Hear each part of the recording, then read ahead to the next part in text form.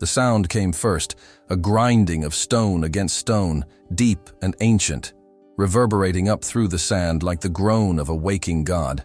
She pressed her body flat against the scorching dune, her face turned away from the sandstorm that roared across the desert with the fury of a living thing.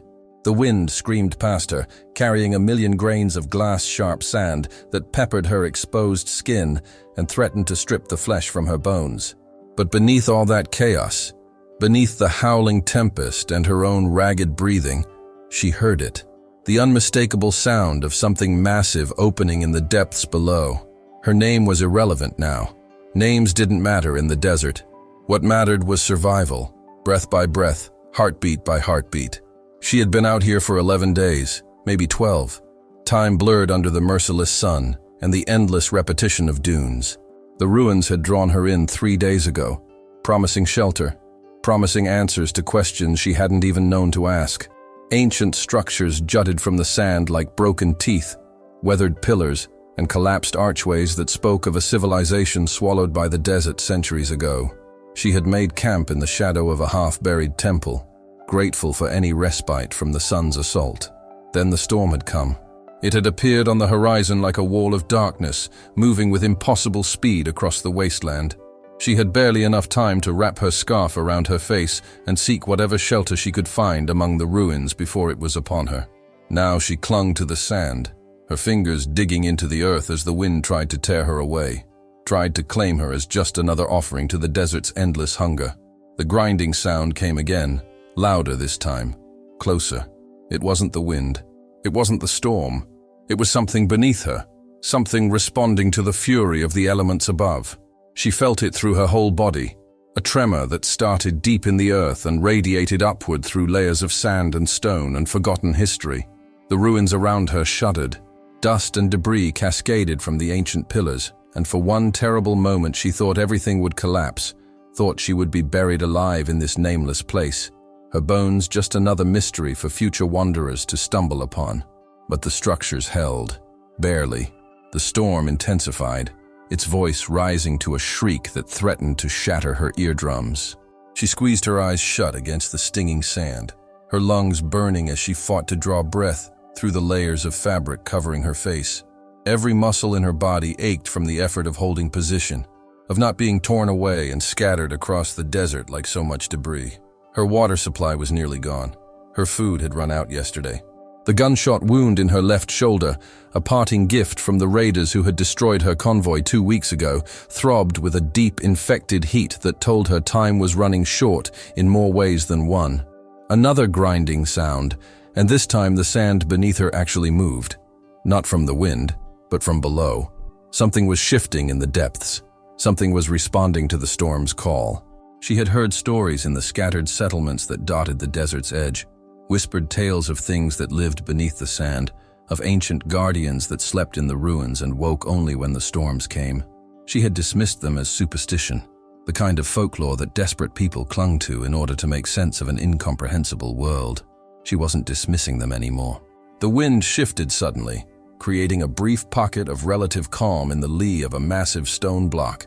She seized the opportunity, pushing herself to her hands and knees, her body protesting every movement. She had to find better shelter, had to get underground, into the ruins themselves, away from the worst of the storm's fury. Her eyes, red and watering from the constant assault of sand, scanned the immediate area. There, 20 meters away, barely visible through the swirling chaos, the dark mouth of an opening in the ancient temple wall. It might be a tomb, it might be a dead end, but it was shelter, and right now that was all that mattered. She crawled.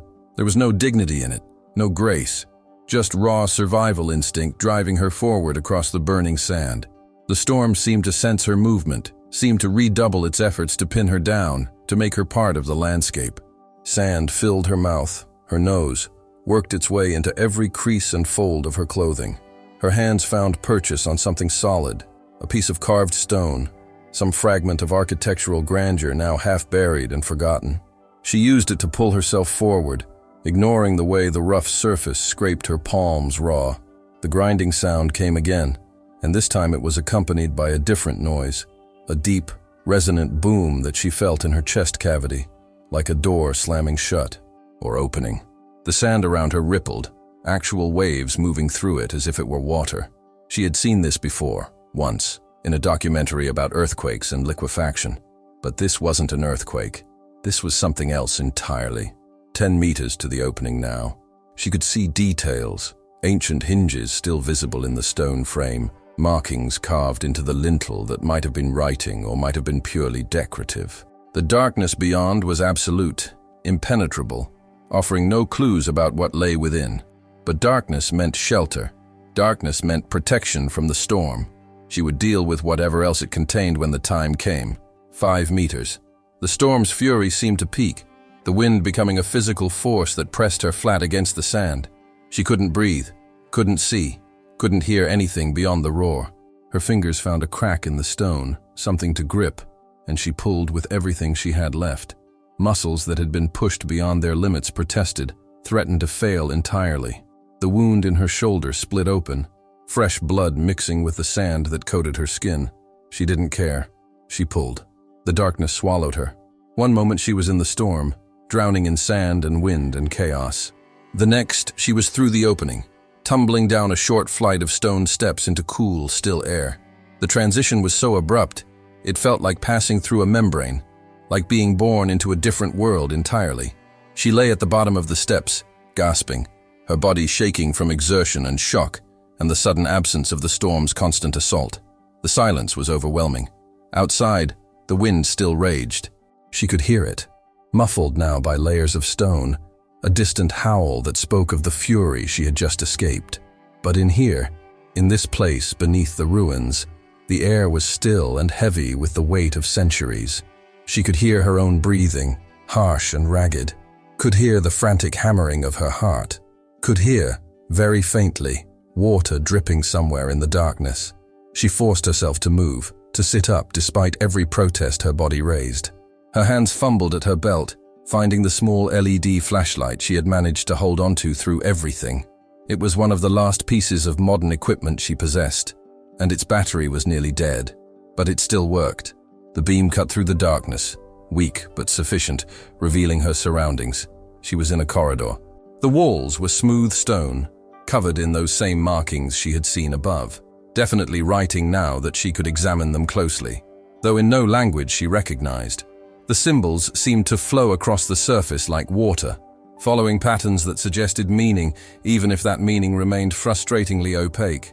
The corridor stretched ahead into darkness, and behind her the stairs led back up to the entrance she had just tumbled through. The grinding sound came again, and this time she realized it was coming from ahead of her, deeper into the ruins. It was accompanied by that same deep boom, and now that she was inside, sheltered from the storm's interference, she could hear other sounds as well. Movement, the scrape of something heavy being dragged across stone, a series of clicks, almost mechanical in their precision, that echoed down the corridor. Something was down there. Something was responding to the storm, just as she had feared, and she was trapped between it and the tempest raging above. She checked her supplies with hands that trembled from more than just physical exhaustion. 1/2 liter of water in her canteen, enough for maybe another day if she was careful. No food. A handful of bullets for the pistol holstered at her hip, assuming the sand hadn't fouled the mechanism completely. A folding knife with a blade barely longer than her palm. A lighter that might or might not still work. A first aid kit that had been thoroughly depleted dealing with her shoulder wound. It wasn't much. It wasn't nearly enough. But it was what she had. The storm would last hours, possibly days. She knew desert storms. They were patient, thorough, capable of scouring the landscape clean of anything foolish enough to be caught in their path. She couldn't go back up. Not yet. Which meant the only way was forward, deeper into the ruins, toward whatever was making those sounds in the darkness. She got to her feet, swaying slightly as vertigo washed over her. Dehydration, blood loss, exhaustion, all of it was taking its toll. She needed water, needed rest, needed medical attention that wasn't going to materialize out of the desert air. But she had survived this long by refusing to give in to what she needed, by focusing instead on what she could control. One step, then another. That was all survival ever was. A series of small decisions, small actions, building upon each other until you found yourself still breathing. when all logic said you should be dead. The corridor descended gradually, leading deeper into the earth. Her flashlight beam played across walls that seemed to absorb the light rather than reflect it, making the darkness ahead feel even more impenetrable. The air grew cooler as she descended, a relief after the brutal heat above, but also a reminder of how far she was going from the surface, from any possibility of escape if things went wrong. The markings on the walls became more elaborate as she progressed, evolving from simple symbols into complex pictographs that told a story she could almost understand. Figures carved in profile, their arms raised toward a circle that might have represented the sun. Other figures, smaller, crouched in submission or fear, and everywhere, surrounding and encompassing the scenes, more of those flowing symbols that suggested water, suggested movement, suggested something alive and aware. The grinding sound came again, closer now, and she froze. The beam of her flashlight caught movement ahead, not the source of the sound, but the effect of it. Dust falling from the ceiling in streams, disturbed by vibrations traveling through the stone. The corridor opened up ahead into what looked like a larger chamber, though the darkness made it impossible to gauge its true size. She approached slowly, every sense hyper-alert despite her exhaustion. The pistol was in her hand now, though she had no memory of drawing it. The safety was off. Her finger rested alongside the trigger guard, ready but not committed. Whatever was ahead, she would face it with her eyes open and her weapon ready. It was all she could do. The chamber was massive. Her flashlight beam, weak as it was, couldn't find the far wall. The ceiling rose into darkness overhead, supported by pillars that must have been carved from single pieces of stone, each one covered in those same flowing symbols. The floor was smooth and level, clearly worked by hands that understood geometry and mathematics. And in the center of the chamber, dominating everything, was a circular structure that looked like nothing so much as a well. But this was no well. She approached it carefully, her boots making no sound on the ancient stone. The structure rose about waist-high, its rim carved with even more elaborate symbols than those on the walls. As she drew closer, she could see that the symbols here actually glowed with a faint bioluminescence, emitting a pale blue light that barely registered against the darkness. She leaned over the rim, shining her flashlight down into the depths. The shaft descended farther than her light could reach, the walls smooth and regular, clearly crafted rather than natural, and from somewhere far below came that sound again, the grinding of stone on stone, the boom of something massive moving. But now she could hear something else too, a breath, long and slow and impossibly deep, like the exhalation of something that had been holding it for centuries. She jerked back from the rim, her heart racing. The bioluminescent symbols seemed to pulse in response to her movement, their light growing fractionally brighter. The entire chamber seemed to be awakening around her, responding to her presence in ways she couldn't begin to understand. The storm raged on overhead. She could feel it through the stone, feel the fury of the wind and sand as it scoured the ruins above. And beneath her, in those impossible depths, something was responding. Something was waking. She needed to move. Needed to find another way out, another corridor, anything that would take her away from this chamber and whatever was rising from below. Her flashlight beam swept across the walls, searching for openings. There, on the far side of the chamber, partially hidden behind one of the massive pillars, the darkness suggested another corridor. She ran.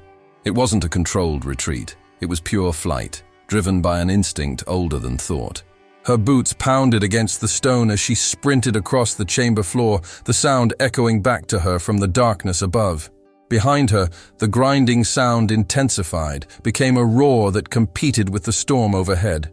The bioluminescent symbols throughout the chamber flared bright, casting everything in that eerie blue light.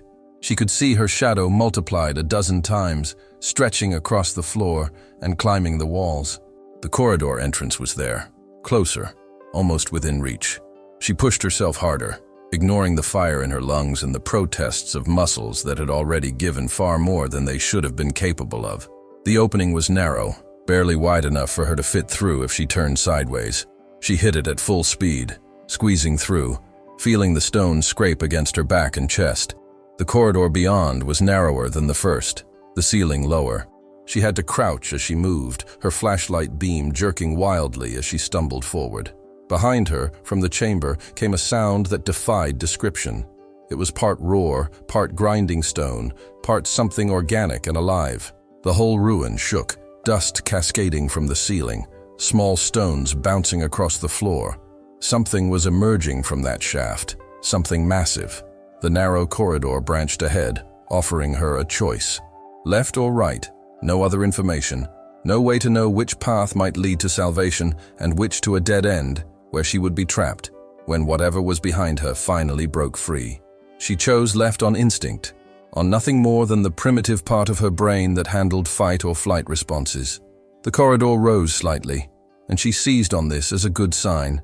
Up meant toward the surface, meant possible escape. The ceiling grew higher as she progressed, allowing her to straighten, to run properly again. Her shoulder screamed at her, the wound weeping blood and worse things down her arm. But she didn't slow, couldn't slow. Another junction.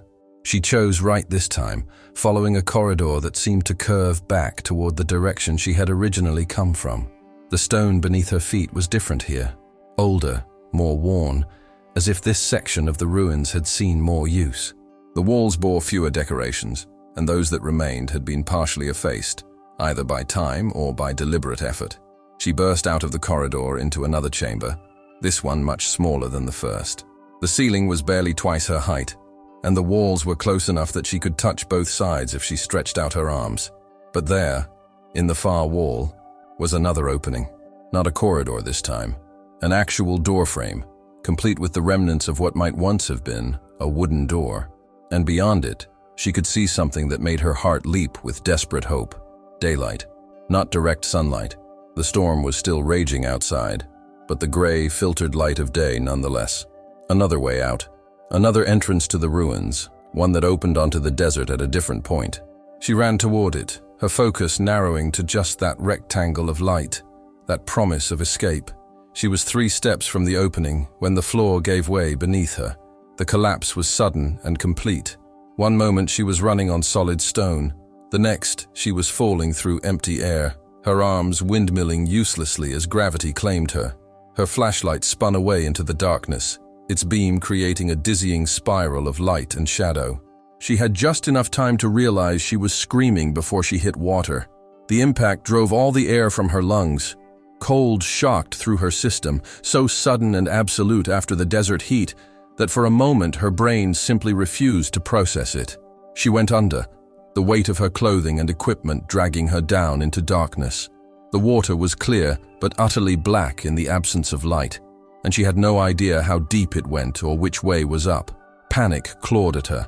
She had survived the convoy attack, survived her injuries, survived the desert and the sandstorm and the awakening horror in the ruins, only to drown in an underground pool in absolute darkness.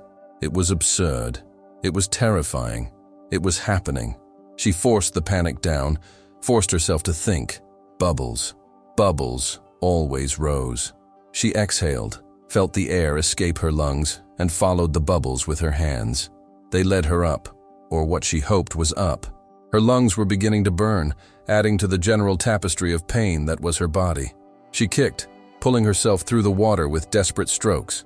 Her head broke the surface and she gasped, drawing in great lungfuls of air that tasted of minerals and ancient stone. She was alive, still alive. She trod water, her movements sluggish from exhaustion, and tried to get her bearings. Complete darkness.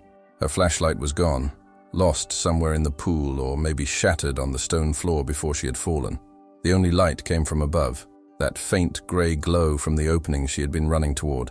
She could see it now, a rectangle of slightly less black darkness perhaps 5 meters above her.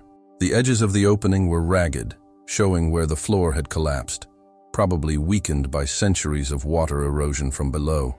She needed to get out of the water, needed to find a way to climb back up to that opening, or find another way out of this chamber. She swam toward the nearest wall, her movement slow and careful. The cold was already seeping into her bones, and hypothermia would be a real danger if she stayed in the water too long. Her hands found stone, slick with moisture and algae. She felt along it, searching for any handhold, any crack or protrusion she could use to pull herself out. Nothing. The wall was smooth and sheer, carved by water over countless years, until it offered no purchase at all. She moved along the wall, one hand always in contact with the stone, feeling her way through the darkness. Her body was beginning to shake now, the cold and exhaustion combining into a lethal combination. She needed to get out of the water, needed to warm up, needed to rest. Her hand encountered something different. A ledge, narrow but definite, carved into the wall about a meter below the surface. She dove, following it with her hands. The ledge widened as it descended, becoming a kind of submerged platform. And there, at its far end, her fingers found an opening. A tunnel, underwater, leading deeper into the ruins, or perhaps toward another chamber, another pool. She had no way to know without exploring it, and exploring it would mean swimming through an underwater passage of unknown length in complete darkness, with lungs that were already struggling, and a body that was approaching the end of its endurance. She surfaced again, gasping. The grey light from above seemed to mock her, so close and yet completely inaccessible. She looked around the darkness, trying to find any other option, any other choice. There was nothing. Just smooth stone walls, cold water, and that opening in the depths below. The grinding sound reached her even here, muffled by water and stone, but still audible.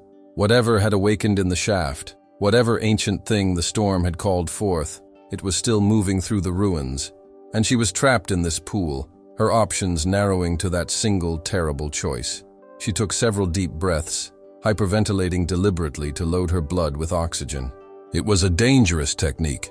It could lead to shallow water blackout, but she was already drowning in terrible choices. What was one more? On the last breath, she dove. The ledge was easy to find now that she knew it was there. She followed it down, her hands tracing the edge until they found that opening. It was narrow, barely wider than her shoulders. If it narrowed further, if it became a dead end, she would drown here in the darkness, her body never to be found, just another mystery of the ruins. She pushed into the tunnel, pulling herself forward with her hands against the smooth stone. The tunnel curved, then descended even farther. Her lungs were beginning to burn, demanding air she couldn't give them. She kept moving, kept pulling herself forward, because stopping meant death, and forward was the only direction that offered even the faint possibility of survival. The tunnel leveled out. Then, miraculously, impossibly, it began to rise. She pulled harder, kicked against the stone, driving herself upward with every bit of strength she had remaining. The burning in her lungs was becoming agony, demanding air with an insistence that was rapidly progressing from uncomfortable to critical to desperate. Her head broke the surface and she gasped, the sound echoing loudly in what must have been an enclosed space. She clung to the edge of whatever she had emerged into, her body shaking so violently she could barely hold on. Darkness surrounded her, but it felt different somehow, less oppressive, less absolute. She hauled herself out of the water onto what felt like stone, her movements clumsy and weak. She lay there, shaking, gasping, her mind barely functioning beyond the most basic imperatives. Breathe, rest, survive. Slowly, as her breathing returned to something approaching normal, she became aware of her surroundings. The darkness wasn't complete after all. There was light, faint, blue-green, pulsing with a rhythm that reminded her of breathing. The same bioluminescent glow she had seen in the chamber with the shaft, but stronger here, more pervasive. It came from the walls, from the ceiling, from formations that looked like coral, but couldn't possibly be coral this far from any ocean. She was in a grotto of some kind, a natural cavern that had been incorporated into the ruins, or that the ruins had been built around. The pool she had emerged from was small, fed by water dripping from formations overhead. The walls were covered in that glowing growth, providing enough light to see by once her eyes adjusted. And there, on the far side of the grotto, was an opening. Not a carved entrance this time, but a natural cave mouth, leading deeper into the earth. She should rest. Should take this moment to recover, to assess her situation, to make a rational decision about her next move. But the grinding sound was still there, fainter now but persistent, and she could feel through the stone the vibration of something massive moving through the ruins above. Whatever time she had was limited. She forced herself to her feet, swaying but upright. Her clothes were soaked, her equipment probably ruined. She checked her pistol, ejecting the magazine and cycling the action to clear any water. The ammunition looked intact, protected by its casing, but the gun itself would need a thorough cleaning before she could trust it to fire reliably. She holstered it anyway. Even an unreliable weapon was better than no weapon at all. The cave opening called to her. She approached it slowly, using the bioluminescent light to pick her way across the uneven floor of the grotto. The opening was tall enough to walk through upright, and beyond it the passage continued into darkness, though more of that glowing growth dotted the walls at irregular intervals, providing minimal light. She entered the passage, leaving the relative safety of the grotto behind. The cave was natural, unworked stone that bore no marks of human habitation. It descended gradually, twisting back and forth in a way that suggested it had been carved by water over geological time. The floor was uneven but passable, and the air, while stale, was breathable. How far did it go? Was it a way out, or just another dead end that would trap her in the earth? There was no way to know without following it, and following it meant committing to a course of action with no possibility of turning back. Her strength was nearly gone. If this passage didn't lead somewhere useful, she wouldn't have the energy to return and try another path. She kept walking, one step after another. It was all she could do, all she had ever been able to do. Survive the next moment, then the next, building a chain of moments that added up to continued existence. It wasn't much of a life, but it was life, and she would fight for it until she had nothing left to fight with. The passage widened ahead, opening into another chamber. This one was definitely natural, a cavern carved from the living rock by ancient waters, its ceiling lost in darkness overhead. Formations descended from above like stone icicles, and the floor was dotted with pools of still water that reflected the faint bioluminescent glow. The chamber was beautiful in an alien way, like something from another world entirely, and there, on the far side of the chamber, was a slope leading upward. Not carved stairs this time, but a natural incline of broken stone and dirt. It looked like a collapse, like a section of the cavern ceiling that had given way, creating a path to whatever lay above.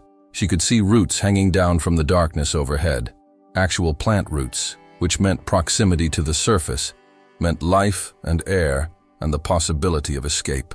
She crossed the cavern as quickly as her exhausted body would allow, splashing through shallow pools without care for noise or stealth. The slope was steep and unstable, the loose stone shifting beneath her feet with every step. She climbed on hands and knees, her fingers scrabbling for purchase, her breath coming in ragged gasps. Twice she slipped, sliding backward in small avalanches of dirt and gravel. Twice she caught herself and resumed climbing, driven by a desperate need to reach the top, to break free of this underground maze. The roots grew thicker as she climbed, becoming a tangled web that both hindered and helped her progress. She pulled herself up using them, ignoring the way they cut into her already torn hands. The darkness above began to lighten, becoming the gray of the storm-filtered daylight, rather than the absolute black of the deep caves. She emerged into a narrow ravine, its walls steep and close. The sky above was obscured by the sandstorm, but she was definitely on the surface again. The air, while still filled with suspended dust, was fresh compared to the stale atmosphere of the ruins. She lay at the bottom of the ravine, gasping, her body finally giving in to the accumulated trauma and exhaustion. She had made it. Against all odds, against every reasonable expectation, she had navigated the awakening ruins, survived the underground pools and passages, and found her way back to the surface. The storm still raged, but storms ended. She could wait it out here in the ravine, sheltered from the worst of the wind. Could rest, could recover, could plan her next move. The grinding sound came again, so close it seemed to vibrate in her teeth. The walls of the ravine shook, and dust cascaded down from the rocks above. She looked up, her eyes widening in horror as she realized what the ravine actually was. Not a natural formation, a crack, a fissure that had opened in the earth, probably during the collapse that had created the slope she had just climbed. And it was widening, the walls being pushed apart by something rising from below. She scrambled to her feet, looking for a way out. The ravine walls were too steep to climb, at least not in her current condition. But there, perhaps 10 meters away, the ravine ended, where it met a cluster of ruins, actual structures still standing above the sand, their walls providing potential handholds and shelter.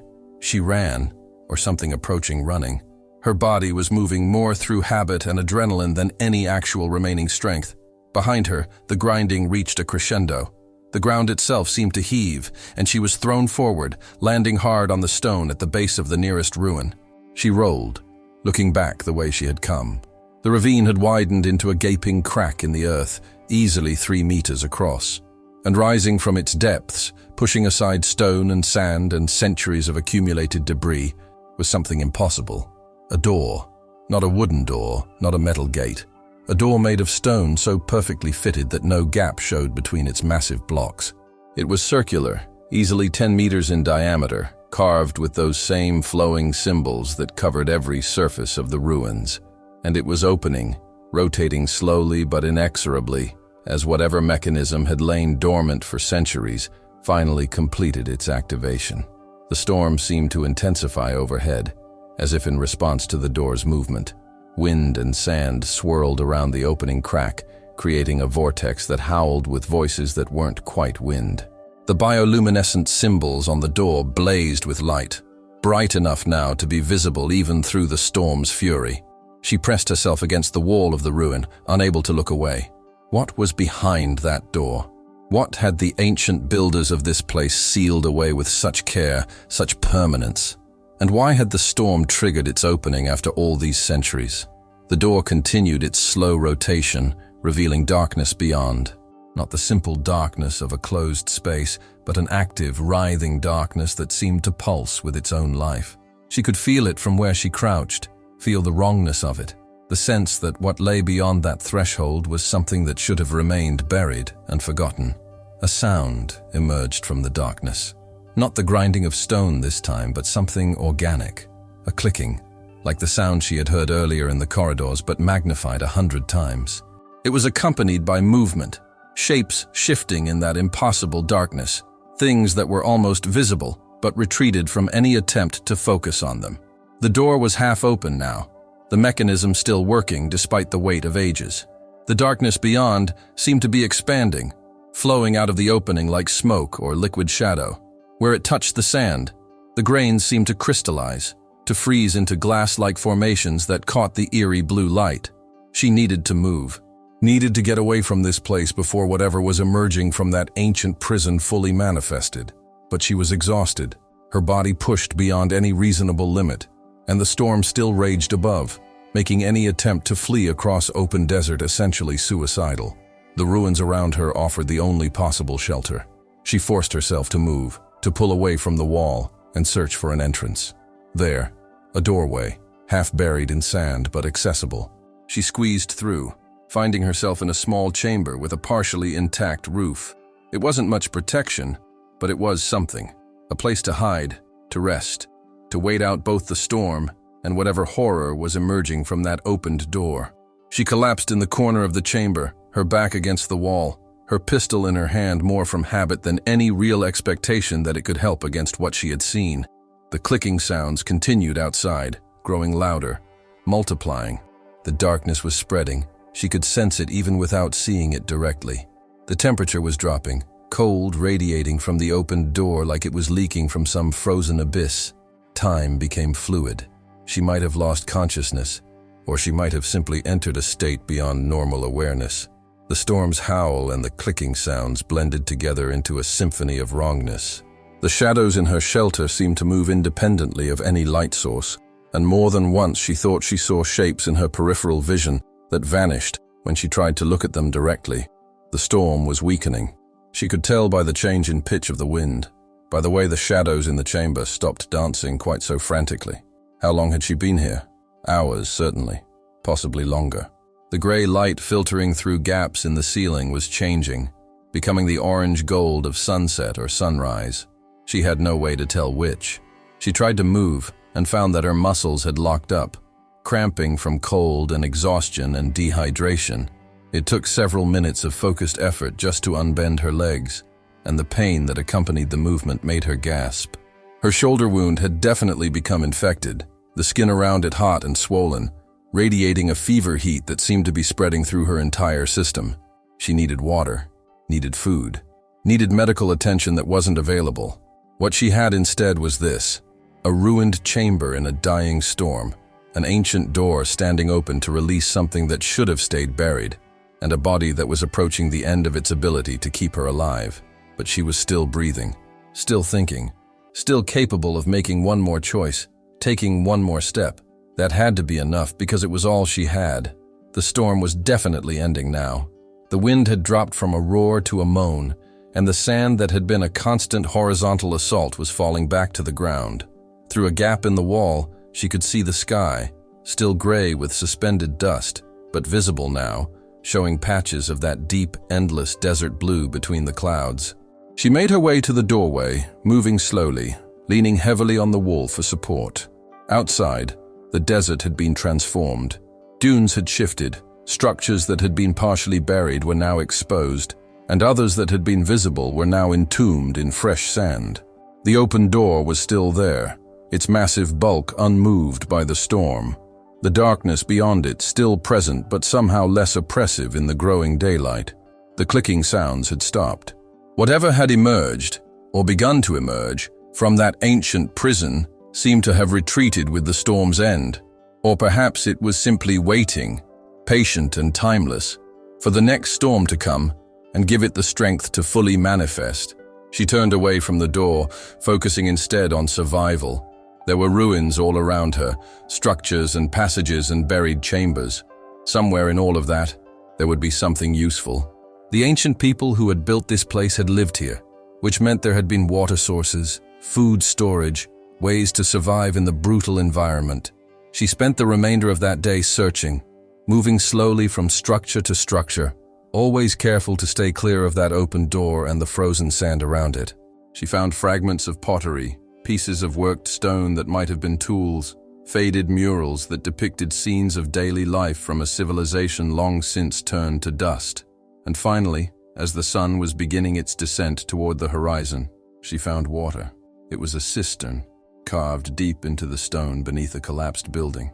The water had been sitting there for centuries, possibly millennia, but it was water nonetheless. She tested it carefully, drinking only a small amount at first, and waiting to see if her body would rebel. When it didn't, when the water stayed down and began to ease the burning thirst that had been her constant companion, she drank more. Not too much. She had to be careful, had to let her system adjust, but enough to make a difference. She made camp in a structure on the edge of the ruins, as far from that open door as she could get while still remaining in the relative shelter of the ancient complex. She had no fire. Her lighter had been ruined by the water, and there was nothing to burn anyway. But she had water, and she had shelter, and the temperature at night, while cold, was survivable if she stayed out of the wind. The sunset was spectacular, painting the desert in shades of orange and red and purple that seemed to set the very sand on fire. She watched it from her shelter, her body slowly beginning to recover now that she had water in her system. The infection in her shoulder was still a problem, still spreading its poison through her blood, but she was alive to worry about it. That had to count for something. As darkness fell, the stars emerged. More stars than she had ever seen in her life before entering the desert. An infinity of light scattered across the void. She had learned some of their names in better times, before the convoy and the raiders and the long, brutal struggle to survive. Now she looked at them as markers, as navigational aids that might guide her to safety if she could just last long enough to use them. The ruins around her were silent, but not empty. She could feel them watching, could sense the weight of history and mystery that permeated every stone. The open door was invisible in the darkness, but she knew it was there, knew that beyond it lay something that had been sealed away for good reason. The storm had called it, the ancient mechanisms had responded, and now the desert had one more secret, one more danger added to its already impressive collection. She would leave at first light, would head west, where the settlements were, where there might be help, or at least other people. It would be a long journey, days at least, possibly weeks. She might not make it. The infection, the lack of food, the simple accumulated trauma of everything she had endured. Any or all of it could kill her before she reached safety. But she had survived this long against worse odds, had navigated the labyrinth of ruins, escaped the rising darkness, found water in a wasteland. She would take those victories and use them to fuel one more journey, one more attempt to stay alive in a world that seemed determined to kill her. The night deepened, The cold intensified. She wrapped herself in the remnants of her gear, such as it was, and tried to rest. Sleep came in fits and starts, interrupted by pain and cold, and the lingering adrenaline of fear. But it came, and that too was a victory of sorts. Dawn found her already moving, walking west across the transformed landscape. Behind her, the ruins slowly disappeared over the horizon, just another mysterious remnant of a dead civilization in a desert full of mysteries. The door remained open, its darkness a silent reminder of what lay beneath the sand, what waited in the depths for the next storm to give it strength. She walked, step by step, moment by moment. She put distance between herself and that place. The desert stretched ahead, endless and hostile, and utterly indifferent to her struggle. But she kept walking, because that was what survivors did. They kept going, kept fighting, kept refusing to lie down and die no matter how reasonable that choice might seem. The sun climbed higher, beginning its daily assault. She adjusted her scarf, protecting her face and neck from the worst of it. Her water supply was limited, her food non-existent, her body damaged and sick. The odds of making it to safety were not good. But the odds had never been good, and she had made it this far by refusing to let that matter. Somewhere ahead, beyond the horizon, lay the possibility of survival. Water and food and medical attention and the simple comfort of being around other people again. It might be a mirage, a false hope that would lead only to more suffering, but it might also be real, and the only way to find out was to keep walking. So she walked. The desert had tested her, had thrown every challenge it possessed at her, and she had survived. The storm, the ruins, the awakening horror in the depths. She had faced all of it and was still standing, still moving forward. That had to mean something, had to be worth something in the grand accounting of survival. The sun continued its arc across the sky. The sand continued its endless shifting, and she continued her journey, one step at a time, building a chain of moments that might, if she was lucky and strong enough, eventually lead to safety. The ruins were far behind her now, lost to distance and the heat shimmer, but she could still feel them, could still sense that open door and what it contained. The desert would keep its secret, would bury it again in time and sand. Future travelers might find the ruins and wonder at their purpose, might even discover that massive stone door and puzzle over its meaning. But they wouldn't know what she knew, wouldn't understand what the storm had awakened, what lay waiting in the darkness for another chance to emerge. She would carry that knowledge with her, assuming she survived, would carry the memory of what she had seen, what she had felt in those underground passages.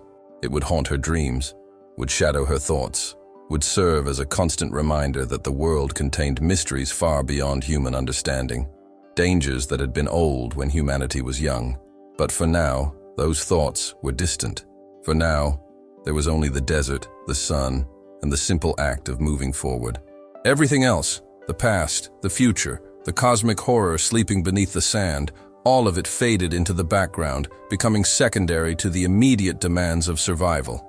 She walked into the afternoon, into the sunset, into the gathering dark, and somewhere in that darkness, both behind her and ahead of her, the desert watched and waited, patient and eternal, ready to test her again when the time came. If you want to continue following her journey and discover more stories from these haunted wastes, subscribe to Dark Desert Survival. Tell me in the comments which moment of her ordeal left you shaken. Was it the opening door, the darkness that emerged, or something else entirely that made your blood run cold?